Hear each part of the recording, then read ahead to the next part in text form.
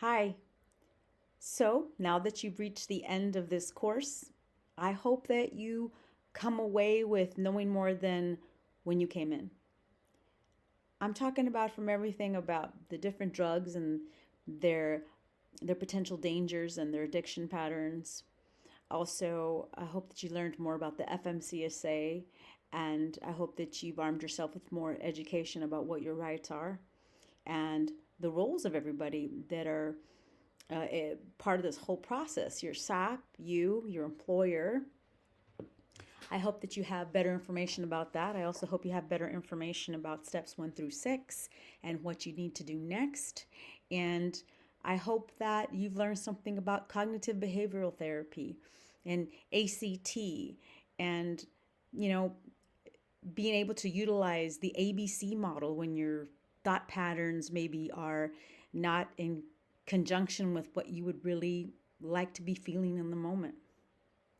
So I hope that there are a lot of useful tools that you can get from this to ease your urges, if there are ever urges, to ease your anxiety whenever that may come up, to challenge your thoughts, especially when the negative ones come up, right? I will say this, that our minds tend to be negative. We think that the evolution of man, that it was important to the evolution of man to have a negative mindset in the sense that when we can think about all the things that could go wrong, then it means that we could probably survive longer on this planet. So the negative mind, it's actually not that our minds are meant to be negative. It's that the minds are meant to think critically. And oftentimes when that can happen, our mind can think critically and then go into the negative, right? So it's a matter of steering that ship back in our thoughts. The thoughts are the ship, right? Steering it back into a place where we can actually monitor what we're thinking and align that with what oftentimes what you're thinking is what you start feeling something because of what you're thinking. So if we can change the thought patterns up here, realize that they're not true, and that we no longer have to engage in particular thoughts because they make us feel bad. So when we stop doing that, then all of a sudden we start feeling better. I mean, healing really is a simple thing, right? It's life. Life is hard in the sense that it's hard because it's unpredictable. Even though we think that we have all of life figured out, life happens on its own free will. We can't control when somebody dies. We can't control when there's going to be a disaster. We can't control when there's going to be a hurricane, a tornado. We can't control when there's going to be a wildfire. Things happen. The one thing that we do have control over, we have control over how we feel inside and how we choose to feel in every moment by redirecting our thoughts. So if you don't like how you're feeling, you can change it. So a lot of times we think that we're victims of our own mind.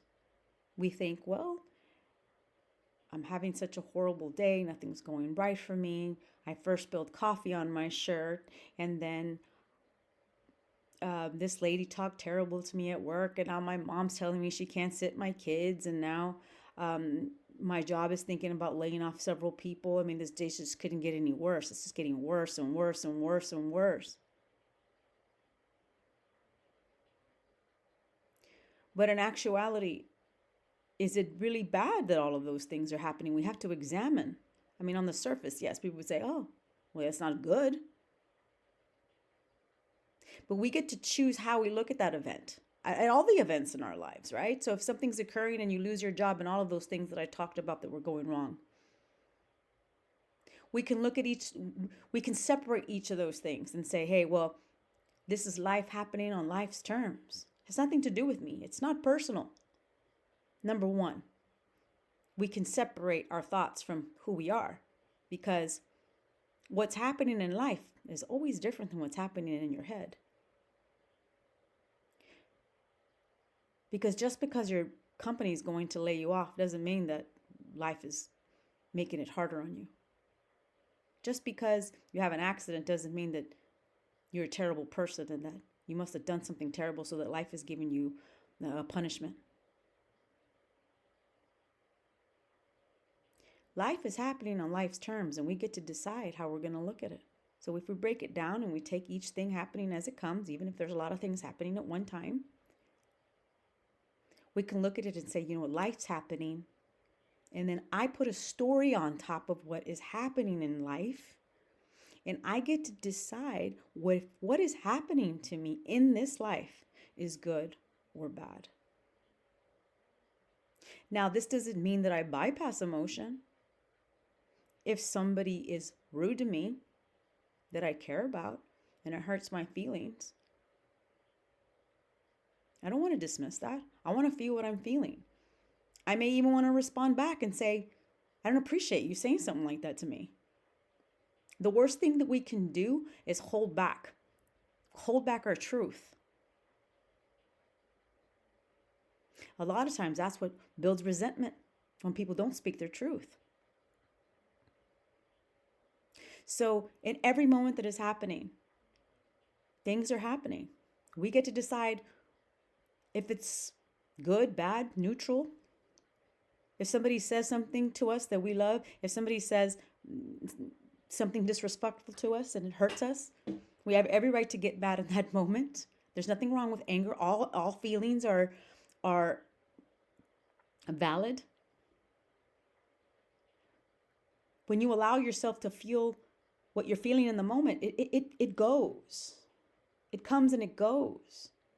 It's when we have an idea, they shouldn't have said that to me. Now that's different, because that's a belief. They shouldn't have said that to me, so now I'm going to be mad all day long. We can actually respond to somebody when they say something to us, if it's disrespectful.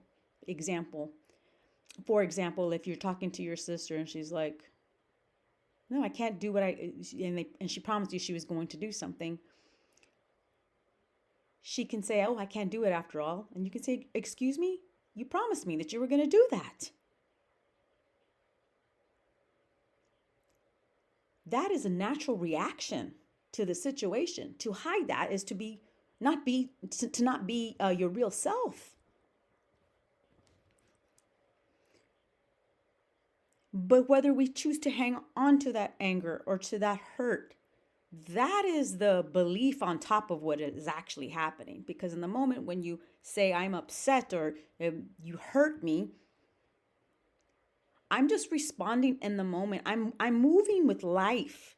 I'm expressing, life is expressing itself through me in that moment. But when I choose to hang on to it in my mind, like she shouldn't have done that. That is so disrespectful. She's so awful. Then I carry that anger with me. And who does it hurt? It doesn't hurt her. It hurts me. So when you think about emotions, right? And every emotion is allowed to be. They're emotions. We have the right to feel every single emotion that we have. But it's what we do with it after the moment happens. Are we going to linger in it? And why am I lingering in it? Is it because I have a belief system about it that this person shouldn't have acted the way they acted?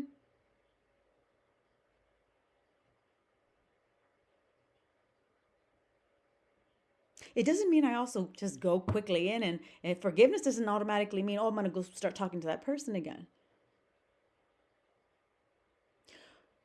Real healing, and this is something I didn't discuss in the course, but real healing happens when we can be truthful as we can in the moment.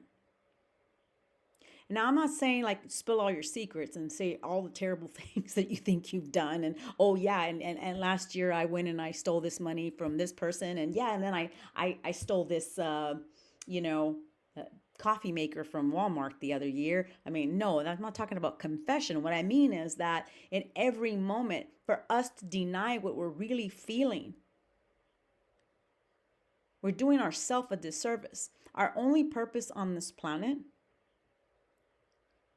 is to honor ourselves.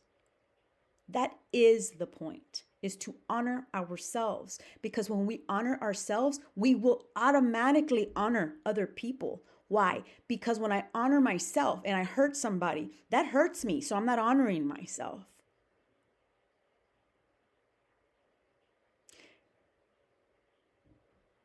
If I'm kind to someone, it feels good because that's in alignment with who I am. If I'm upset with somebody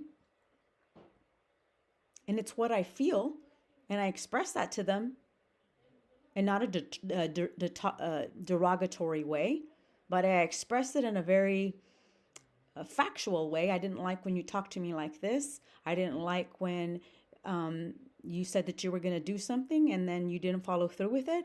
It's hurtful. Yes, you have every right to change your mind. You have every right not to agree to, you have every right to back out of the promise that you made me.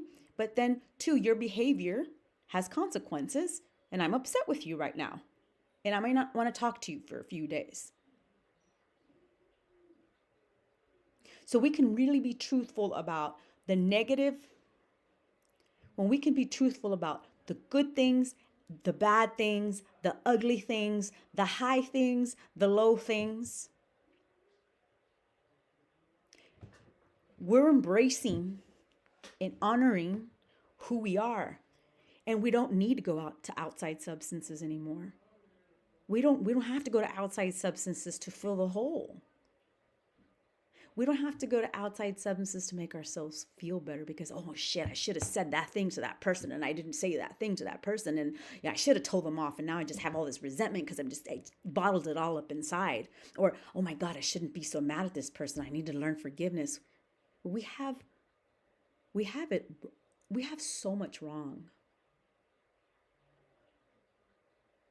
Oh, I shouldn't have got mad at that person because I need to learn to forgive. That's not a good person. A person is not good if they're not forgiving. Well, we can't put the carriage before the horse. If we're angry, we're angry.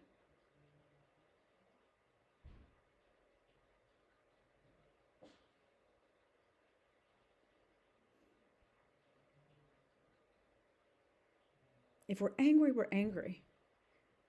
And it's only in allowing that to freely flow and honoring ourselves.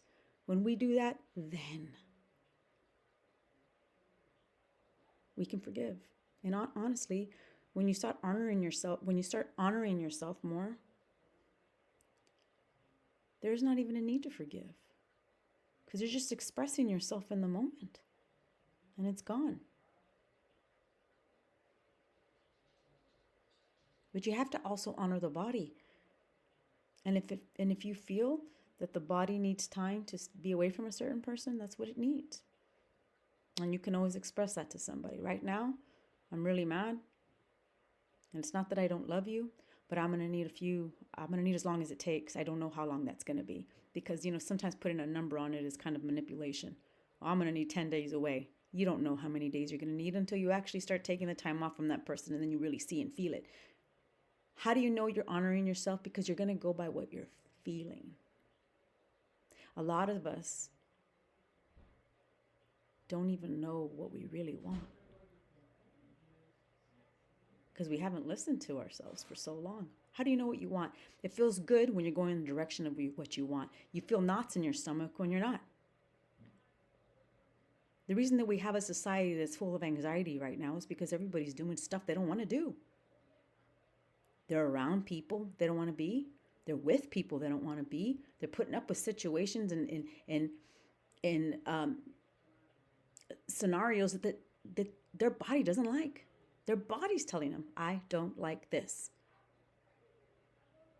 And every time you don't honor the body, you feel dis-ease in your body.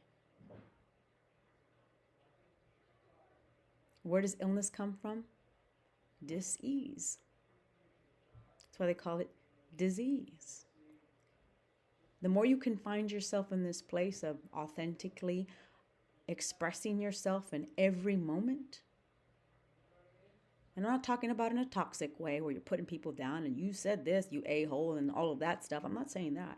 I'm talking about in a constructive way where you're actually sticking to the facts about why you were hurt. or why the situation is affecting you. You hurt me because of the way what you called me right now, or you hurt me because of the way that you yelled at me right now, and that doesn't feel good. I don't feel respected when you do that.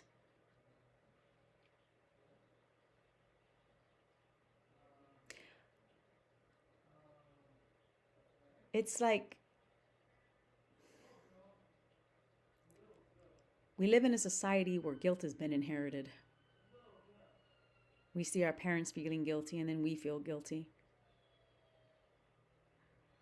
And there's a lot of shame and guilt. I didn't act right. I didn't do this right. But nobody even knows what they're doing because nobody's even paying attention to their body. Nobody's really living in reality. Everybody's living in here, putting a story on life when life is just happening. The reason so-and-so died is because they're gone. It was their time. But even that's a story. Oh, he shouldn't have died. He was too young. He had his whole life in front of him. He shouldn't have died. It's terrible. I wish I could have been in his place. Why did he have to go? He was such a good person. It's a story. It's a story. It was their time to go. How do I know? Because they're gone. When I argue with reality, reality wins. Every single time I lose. Who's I? It's my thoughts. What are your thoughts? Your thoughts are a conglomeration of everything you've ever learned and everything you've ever recorded in your life since you were a teeny tiny baby. It's like your brain is an antenna, wherever it is that we store our memories and and everything that we've learned about life. It's in our brains. And we mistake that to be who we are. And then we put those words and all of those things that we learned on the things that we're seeing and witnessing in life, and it creates, we wouldn't be able to have story. We wouldn't be able to have a life with all of that. And then it gets to a point where life becomes too overwhelming when we're living in the story. For some of us. And for some of us who have become too hurt in the story, we want out of the story. We're never going to get out of life. But how do I get out of the story? The way you get out of the story is seeing you're not your thoughts. What are you? I don't know. You're going to have to find out when you stop listening to your thoughts. That is the mystery and the journey of life. I hope that you can take away with you everything that is positive from this video, and that you can reshape your destiny, and that you can make life goals and become your highest potential self. I want for you, more than anything, to be happy, and for your heart to be full, and for your families to be happy, and for you to not have any regrets in your life. We have one life, and then it's gone. So while you're here, you might as well be happy, huh? I mean, well, you get to choose. You get to choose. That's how free you are. You get to choose how happy or how miserable you want to be. Just remember, the next time you're pissed off because somebody pissed you off, did they really piss you off? Or did your thoughts about what they did piss you off? And do you think that they're thinking are they thinking even one thought of you while you're pissed off and brewing in your anger? No, they're free while you are waddling and imprisoned by the thoughts that you're having about what this person did to you.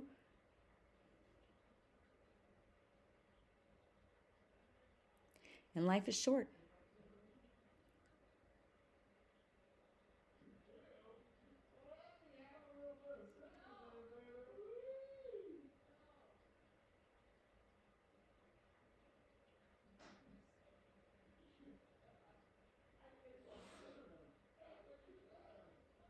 My hope for you is that when these thoughts quiet down and you learn that they aren't you, that you find the peace that is here and that is you. Because what I have discovered in recovery is that when I stopped believing my thoughts, I mean, I don't have it perfect. My thoughts come in and bother me all the damn time.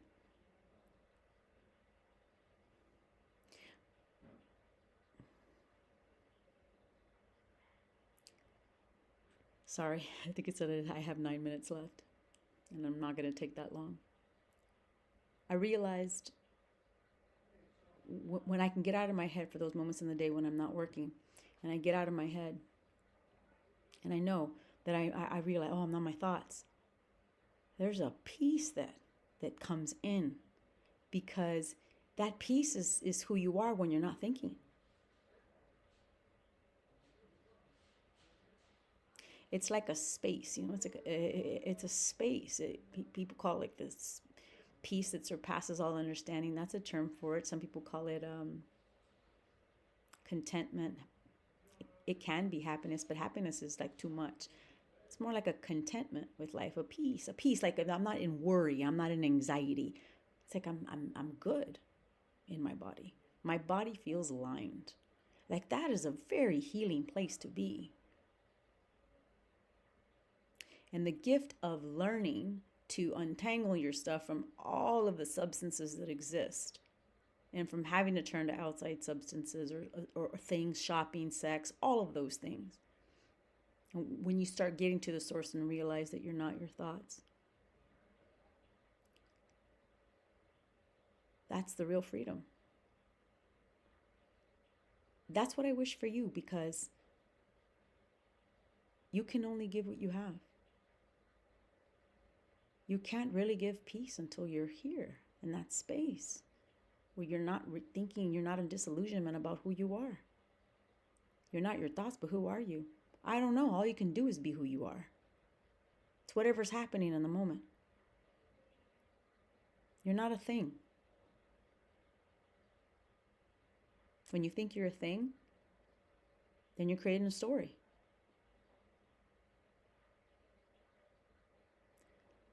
I wish for you to,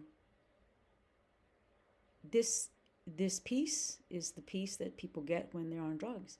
So this is why when you get to the source of it, realize you're not your thoughts and you're in this space, then you'll never need drugs or outside things to make you feel better, because you'll know how to return here time and time and time again, over and over and over. You've got it. You figured it out. And you didn't have to die to get peace. So I hope that you can learn how to untangle yourself from your thoughts so that you can be the conduit for this peace to flow to every single person around you.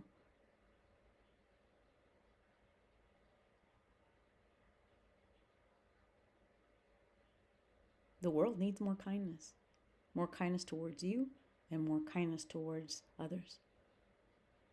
I wish you the best, and I hope that you can take everything that you've learned here and use it.